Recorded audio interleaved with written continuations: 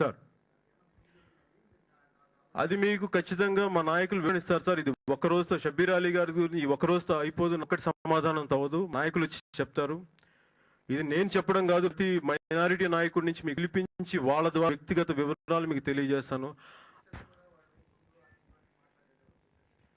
అదే వాళ్ళు చెప్పాలి కదా, వాళ్ళు అంటారు కదా, వాళ్ళు నన్ను నాగేదని చూస్తున్నా, పిచ్చి కుక్క అంటున్నాడు. మరి వాటి గురించి నేను తిరిగి నేను మాట్లాడచ్చు కదా, మేము ఎందుకు మాట్లాడడం? అదే భాష నువ్వు ఆ స్థాయికి దిగజారితే మేము దిగజారలేక మాకు దిగజారటం ఇష్టం లేక.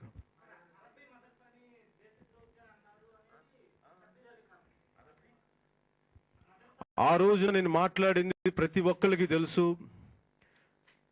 నేను మాట్లాడి వక్ఫ్ బోర్డు ఆస్తుల గురించే మాట్లాడతా తప్ప, అది కూడా మీడియా రిపోర్ట్ చేసింది ఆయన వెళ్ళారని చెప్పిన అదే ఒక ఇన్సిడెంట్ ఉదహరించాను తప్ప, నేను ప్రత్యేకించి నేనేమి మద్రసాల గురించి నేను అస్సలు ఎక్కడ, మీరు ఎవరు చెక్ చేసుకోవచ్చు. నేనేమి ఒక మాట మాట్లాడితే మళ్ళీ నేను భయపడి వెనక్కి వెళ్ళే వ్యక్తిగా, ఎందుకంటే నేను అనలేని వ్యాఖ్యలకి నేను ఎట్లా వివరణ ఇమ్మంటారు?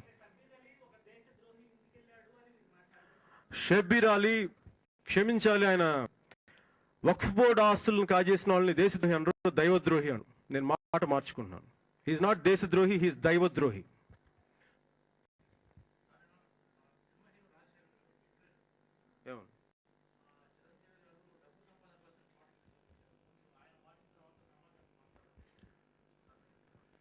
రాజశేఖర్ రెడ్డి గురించి మాట్లాడేది వేరే వాళ్ళు మాట్లాడతారు, అతని స్థాయికి నేను దిగజారలేను.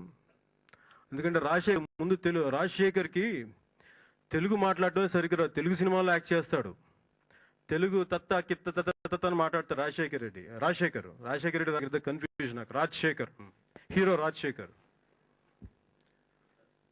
ఏం మాట్లాడమంటే చెప్పండి. రాజశేఖర్ నువ్వు తెలుగు నేర్చుకో ఫస్ట్. ఒక నటుడిగా నాకు నువ్వంటే గౌరవం ఉంది, నాకు నువ్వంటే ఇష్టం.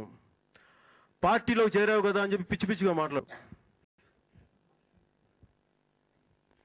Thank you sir.